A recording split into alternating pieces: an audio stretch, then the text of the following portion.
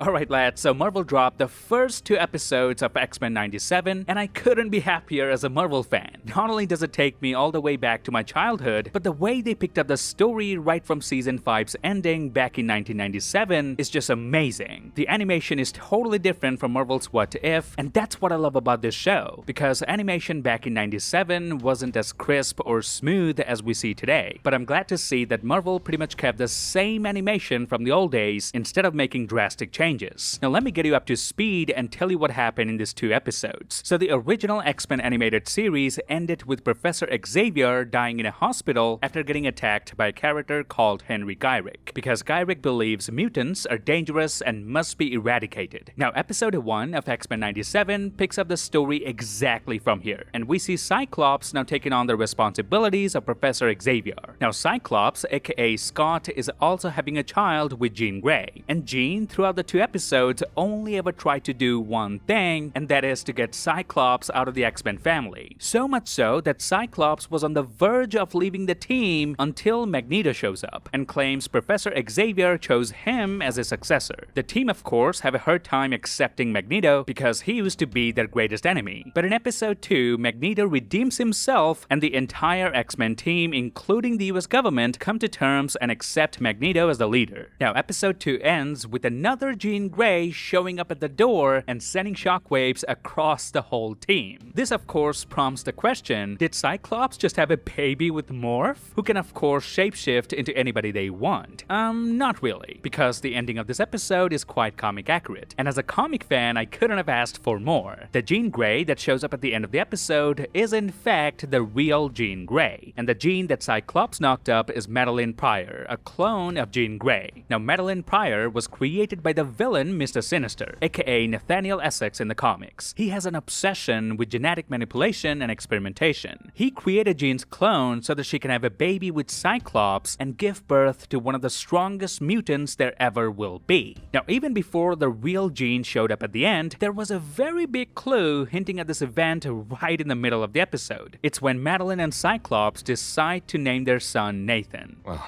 doesn't he need a name? I was thinking Nathan.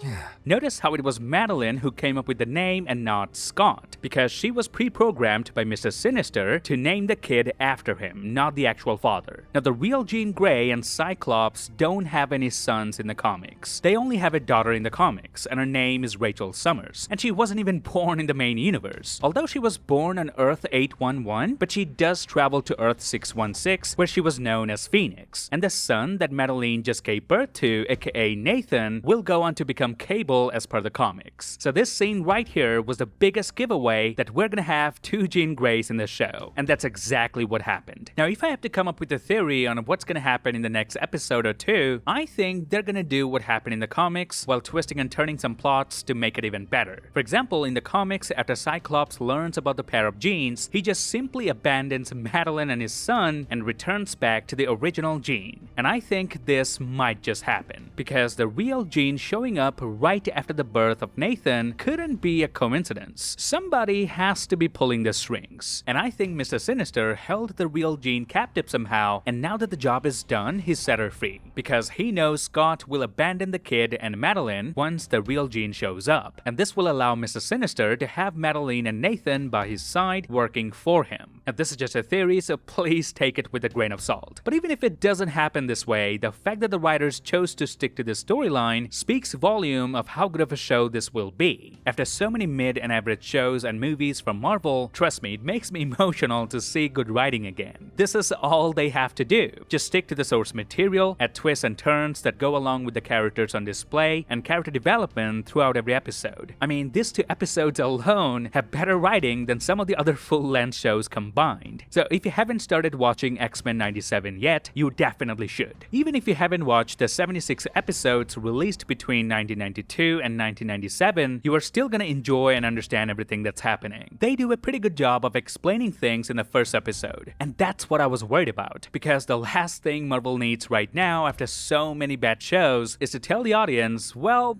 you need to watch the 76 episodes of the original X-Men animated series in order to follow the new X-Men animated animated series. And I'm so glad it didn't happen that way. Although the show picks up from where it ended in 1997, but the writers do a pretty good job of explaining who everyone is, what everyone's powers are, how everyone's doing, and they do all that by introducing a new character called Roberto da Costa, aka Sunspot, because this character doesn't know who the X-Men are yet. So while the X-Men explain everything to him, that's basically the writers explaining everything to us, the audience, and I absolutely love that. In the original animated series, it was Jubilee who played the role of Sunspot, and the first few episodes pretty much happened from her perspective. And I also like that they don't spend too much time on describing what happened previously, because they want to move on and focus on what's gonna happen next. Instead of building on an already strong foundation, they're now developing their own structure, so the new fans can enjoy the show just as much as the older demographics, someone like me. The bottom line is, after a long time, I'm again in love with Marvel's writing, and all I ask is this: please continue.